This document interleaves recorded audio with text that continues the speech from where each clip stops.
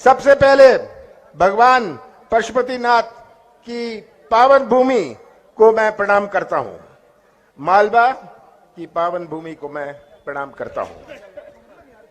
आज इतनी बड़ी संख्या में आप यहां आए, आपने मुझे बल और शक्ति दी। आज यह आके तो खुशी है, पर अपने प्रदेश का क्या हाल है? अपने प्रदेश का क्या हाल है मैं पूछना चाहता हूं। ये चौपट प्रदेश, चौपट स्वास्थ्य व्यवस्था, चौपट शिक्षा व्यवस्था, चौपट कृषि व्यवस्था, अभी मुझे बता रहे थे कि संतरों पर भी इन्होंने टैक्स लगा लिया है, लगाया है ना। ये चौपट उद्योग धंधे, चौपट अर्थव्यवस्था, चौपट राशन व्यवस्था, चौपट पोषण व्यवस्था, ये तस्वीर आप सबके सामने है कि कैसी ये चौपट सरकार चल रही है। मैं तो आपसे यही कहने आया हूं, लंबी बात नहीं करनी, आपसे यही कहने आया हूं, हर चुनाव का अपना मायने होता है। हमारी नगर पालिका के चुनाव, जनपद के चुनाव, जिला पंचायत के चुनाव आते हैं।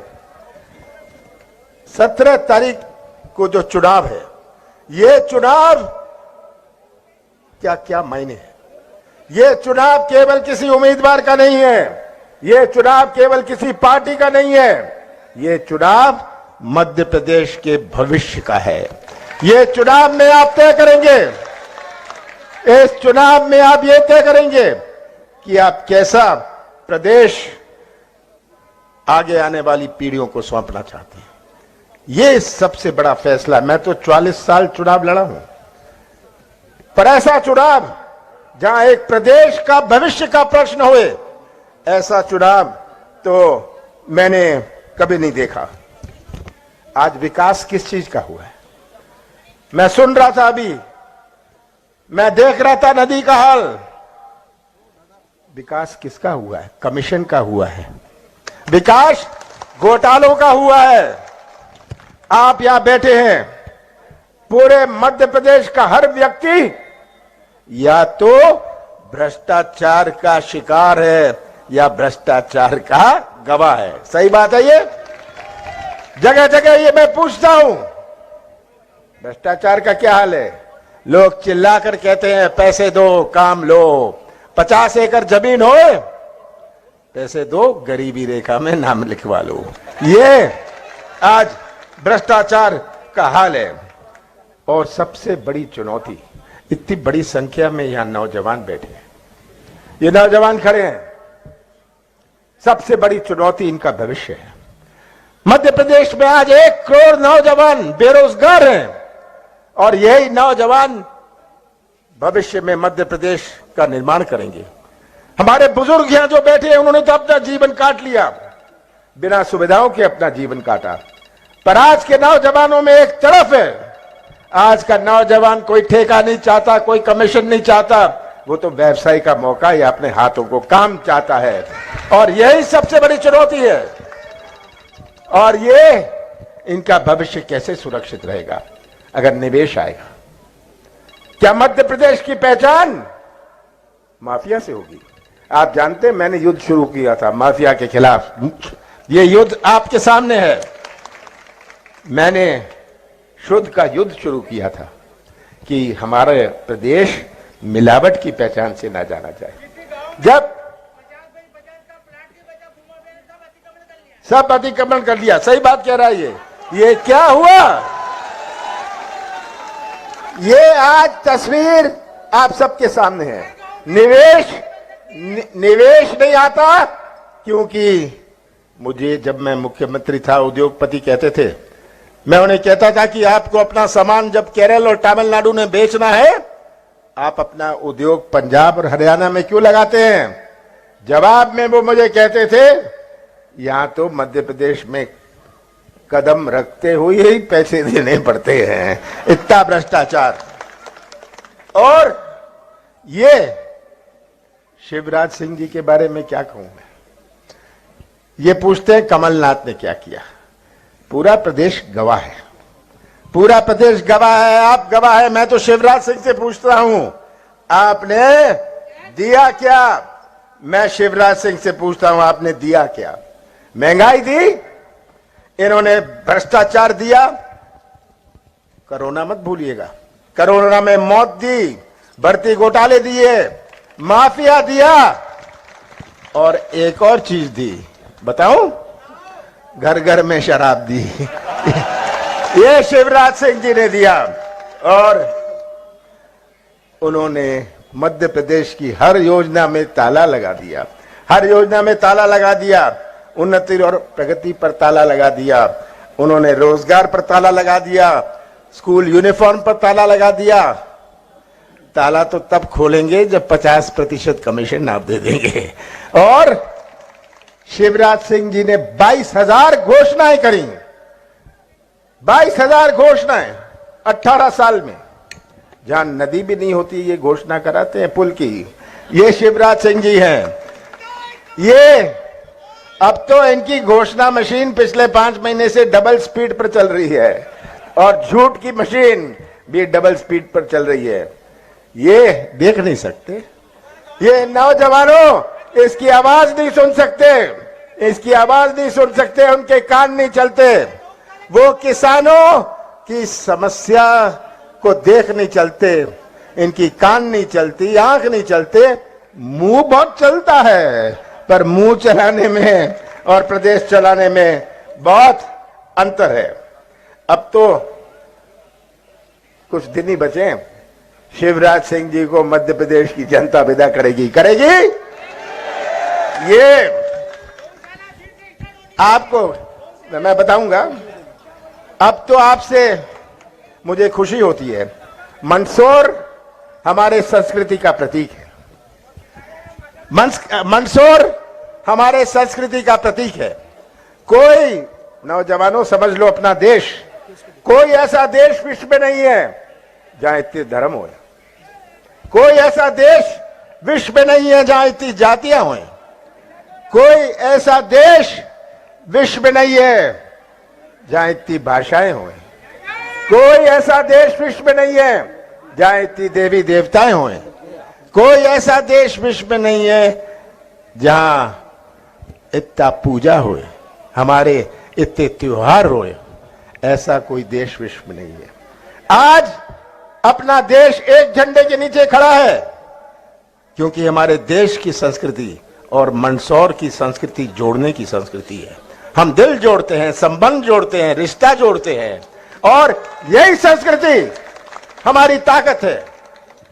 आपके गांव में, आपके शहर में कितनी जातियों के लोग हैं, कितने धर्म के लोग हैं, सब भाईचारे से रहते हैं क्योंकि हमारी संस्कृति जोड़ने की संस्कृति है, हम दिल जोड़ते हैं।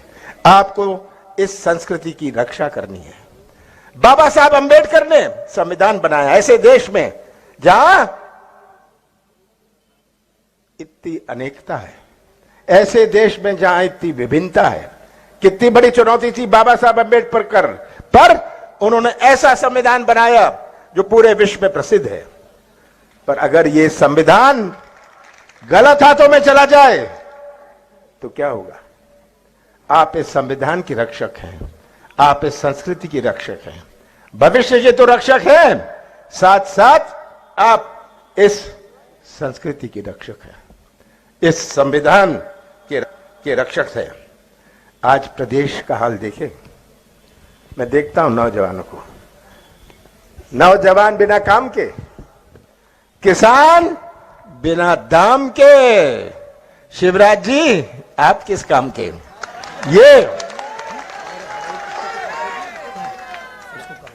ये आज तस्वीर आप सबके सामने है।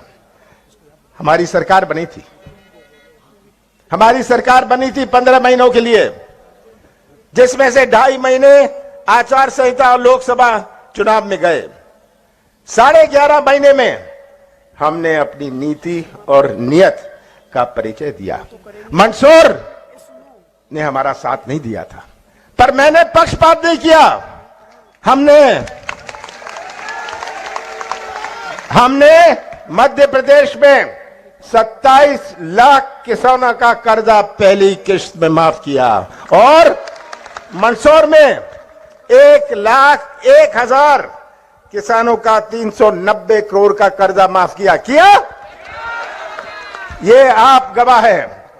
इतना कर्जा तो मेरे जिले छिंदवाड़ा में भी माफ नहीं हुआ। ये तो पहला किस्त था।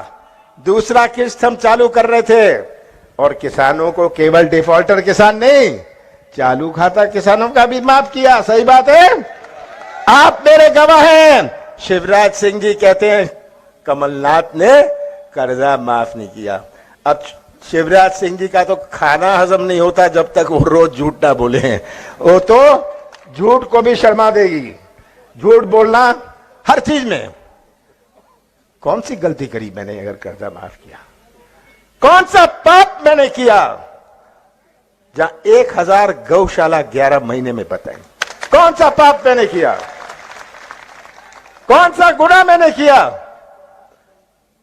कि हमने 100 यूनिट 100 रुपए में दिए? आज घर जाके अपने बिजली का बिल देखिएगा, बिजली का बिल देखिएगा। हमने तो 100 यूनिट 100 रुपए में दिए थे और आगे आने वाले समय में हम आपको 100 रुपए माफ और 200 रुपए हाफ का बिल देंगे। कौन सी गलती करी मैंने? कौन सा पाप मैंने किया? कौन सा गुनाह मैंने किया कि पेंशन बढ़ाई? ये सब आप सबके सामने है।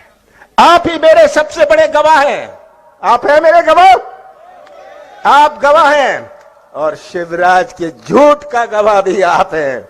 शिवराज झूठ बोल बोलकर जनता को गुमराह करने का प्रयास कर रहे हैं। आज भी मैंने तो कहा ना, उनकी घोषणा मशीन डबल स्पीड पर चल रही है। उनको 18 साल बाद बहनें याद आई, 18 साल बाद कर्मचारी याद आए, 18 साल बाद नौजवान याद आए। बहनों, हमारी सरकार आएगी। शिवराज कुछ भी कहते रहे, हम महिलाओं को 1500 रुपए देंगे, ये बात पक्की है। और मैं तो आपसे ये पूछना चाहता हूं, किसानों के लिए हमने वचन दिया है, किसानों का कर्जा माफ फिर से शुरू करेंगे और किसानों को 5 हॉर्स पावर तक की सिंचाई पंप की बिजली मुफ्त देंगे। किसानों को कम से कम 12 घंटे बिजली देंगे। ये कृषि क्षेत्र है। और किसानों के पुराने बिल माफ करेंगे।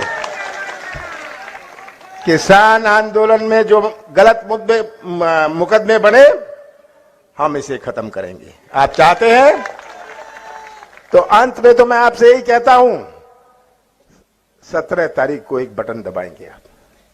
ये बटन किसी उम्मीदवार का ही केवल नहीं है, ये बटन केवल पार्टी का नहीं है, ये बटन हमारे भविष्य का है, हमारे प्रदेश के भविष्य का है। ये बटन इन नौजवानों के भविष्य का है। हमारे कृषि क्षेत्र में कैसे मजबूती लाएं, ये बटन आप उसका दबाएंगे कि कैसे खाद के लिए नहीं आपको भटकना पड़े। आज संतरा का टैक्स, खाद हमारा कार्यकाल था, किसी किसान को भटकना पड़ता था खाद या बीज के लिए? ये आप मेरे गवाह हैं। और ये बटन दबाइएगा, इन बच्चों के भविष्य से हमारी कृषि क्षेत्र के भविष्य को सुरक्षित रखिएगा। और मुझे पूरा विश्वास है कि जब 3 दिसंबर को गिनती होगी, सबसे ऊंचा झंडा हमारे मंदसौर जिले का होगा। आप सबका बहुत बहुत धन्यवाद।